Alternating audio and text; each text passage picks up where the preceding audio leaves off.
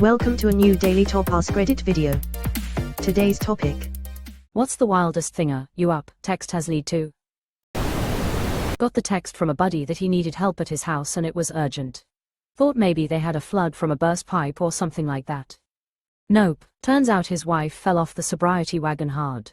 They had a huge fight. Cops and EMS was called. She was transported to a hospital for a mental health evaluation. House is a wreck, not like from the argument, but you can tell it has been falling apart for weeks. Helped wake the two kids to get them ready to go stay at a family member's house several hours away. All while I'm making sure he's not about to have an emotional breakdown as well. Another friend came over to watch the kids until the family got there.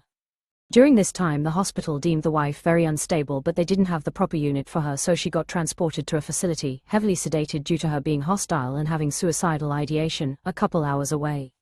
Drove my buddy there so he could take her personal items. We thought we would be there a while, but basically the facility said there was nothing we could do there and it would be best if he went home. Drove back to his house. I figured it wasn't a good idea to leave him alone in that state.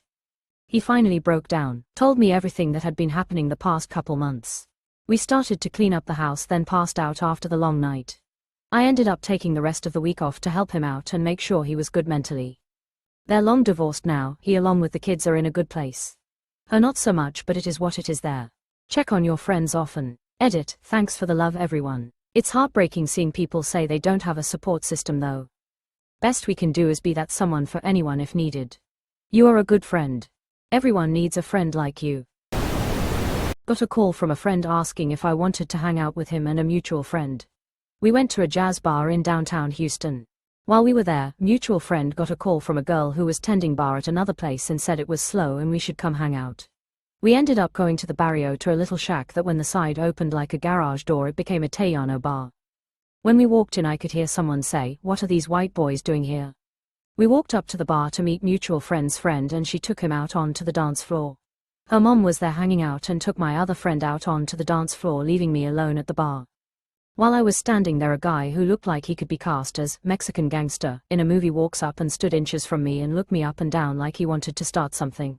Thinking quickly I stuck out my hand and said, "What's up, buddy?" Dude shook my hand, gave me a hug and was my best friend for the rest of the night. I've seen this porno. He took him outside and he tore that ass up.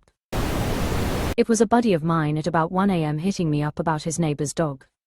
He had seen the dude beating on the dog previously, but this particular night he had left him outside in about 10-degree weather without any shelter. I packed my shit up, bolt cutter and a mask, and we went and liberated that dog. He was possibly the greatest dog I've ever had the experience of living with. I miss that dude every day. Dogs like him show appreciation and love like no other. The TLDR, I stole a dog and he became my new best friend. You didn't steal it, you liberated that dog. Emancipated. Meeting my wife. I had fallen asleep and got a text from a girl that I had been casually seeing. She and some friends were drunk at a party and needed a ride. I reluctantly got up out of bed, got dressed and went to pick them up. When they piled into the back seat, I looked back to see who had gotten in the car, and my future wife and I locked eyes. That was 14 years ago. Plot twist, it was a middle school sleepover. My best friend telling me he had a poo that touched the water before it left his body. I respected it. Why the fuck am I putting this on the internet? After having surgery, the anesthesia really messed with my bowels. I hadn't pooped in the 8 days after surgery, despite being the only person in the world who likes prune juice. On that fateful day I started getting the signal. I asked for one of those hospital wheelie potties, extensive leg surgery, no walking for me. No sooner than I sat down did it come, swift but not turbulent owing to the laxatives, but incomplete. I sat for a while gently encouraging further expulsion, but without progress. Cutting my losses I stood up, only to feel the rest of the not insubstantial quantity to slide out as I did, finding newfound space where previously none had been available. As it turns out, my deposit had been so voluminous that it quickly overwhelmed the undersized container and formed a traffic jam at weakened anus. The localized feeling of that experience is burned into my memory all these years later, not painful in the slightest, but deeply psychologically unpleasant. With both horror and excitement, I turned to witness my creation, a nearly perfectly scaled up IRL poop emoji. That's one of the most beautiful short stories I've ever heard. Lead to me picking up and babysitting my buddy at 2:30 a.m. in the city as his car was getting towed due to a stunting charge on the highway after leaving the casino. After the cop left, my buddy was thanking me as he didn't know how much longer he had till what he ate kicked in. Till what kicked in? The gram of Molly I ate when the cop pulled me over so he couldn't find it. Ended up chilling with him till about 5:30 to 6 a.m. before I felt he was more than okay to take him home. Mind explaining the Molly a bit more? Not sure how Molly works, so is a gram considered a lot? Or is it 2 to 3x the normal dose? A normal dose for most people is around 0.1 grams, so he ate a 10x dose. When I was 14, I was about to fall asleep and a classmate I was acquaintances with texted me and asked if I was awake. I told him I was and asked what was up. He proceeded to invite me to come to his house and play board games with him and his parents. From that night on, he became my best friend, and about a decade later we are still best friends. I moved abroad after we graduated high school, but I still visit him whenever I visit our hometown, and he also came to visit me in my new country of residence. We even both met our current partners through each other. I can't begin to imagine how differently my life would have played out if I never responded to his text that night. This is insane. What did that text look like? Hey, I know it's 9 p.m., but do you remember me? We have math 4th period together.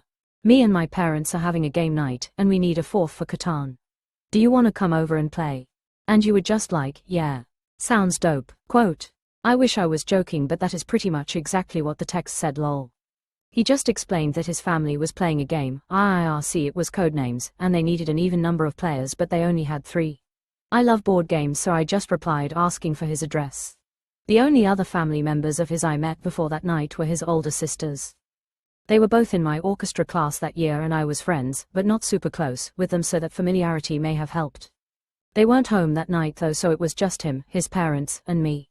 Besides having a Snapchat streak and competing in a few regional orchestra competitions together, we never really spoke before that night.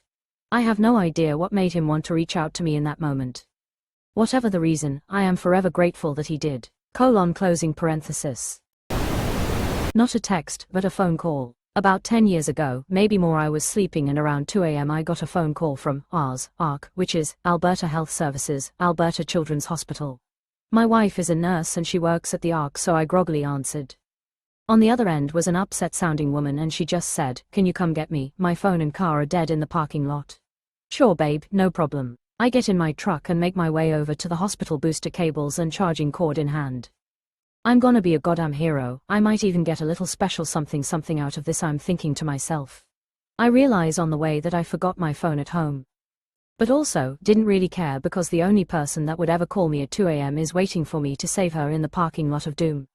I pull into the parking lot and look around. I don't see my wife's car, so I try the parkade. Nope. The other lot. Nope. So I park in the emergency lot and am about to go in to see if I can track her down through the hospital admin when I see a girl standing beside a car with the hood up. I ask her if she needs help and she says, "No, my phone is dead, but my boyfriend is on the way to get me." Cool beans. I go inside and go up to my wife's unit and ask if she's there. The unit clerk looks at me like I'm a complete nut job and says, she is an educator now, she only works days. Right, yes, I do remember that. So I ask to use their phone and I call my wife. She picks up the phone steaming mad at me, wondering why the fuck I left in the middle of the night, didn't take my phone and didn't tell her where I was going.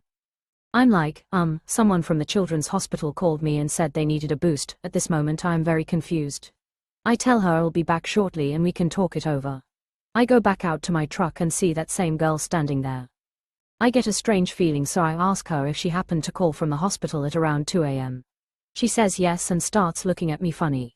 I ask her what number she called and she says a number that is almost exactly the same as my number. My number starts with XYX, and the number she says she called was YXY. It dawns on me, she transposed the numbers and accidentally called me. I laugh, give her a boost and we part ways.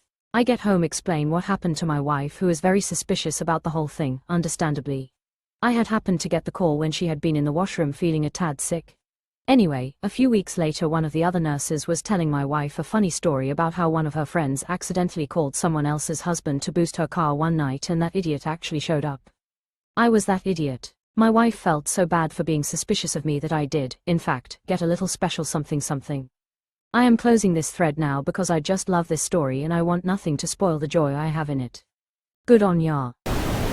A 90 minutes ride, followed by the kinkiest sex, followed by a fist fight, followed by a car crash. All with the same person. I'm picturing 4 separate people. First person rode for 90 minutes. Second individual heard tale of the 90-minute ride and had to one up with the kinkiest shit. Third somebody was the partner of first person and secret lover of the second, hence the challenge and ensuing fist fight. Fourth guy was just some random asshole who got his driver's license at Sears and plowed into op at a stop sign. A drunken, free the llama, rescue mission on Nantucket. We were so drunk we never found the llama. So drunk you were actually on Martha's Vineyard. Till on the ferry dock in Hyannis. Smuggling close to a metric ton of biscuits across the border of a neighboring country at 2 a.m. Not sure if this is biscuits like for dipping in tea, or biscuits for the disco. Either way I am invested. It was honest to God dip in tea biscuits. The biggest biscuit manufacturer in my country held an event in a neighboring country where they were going to show off new products. It was a huge event with shareholders, investors and a lot of important people for the company. My friend's company was hired to get the new products to the event. The truck left on Friday but, oh no, something was wrong with the paperwork, can't remember what, and the customs wouldn't let the truck through. The department that could fix the paperwork wouldn't be open till Monday and the event, which I can't stress enough was a huge deal, was on Sunday. So my friend texts me around midnight, explains all this and we set off. We unpacked the truck and put all the products in 3 different cars.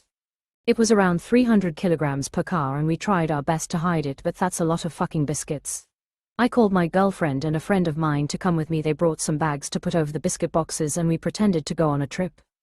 The second car we filled with fishing gear and his story was he's going on a fishing trip, and the third car was going to see his grandma, or something along those lines.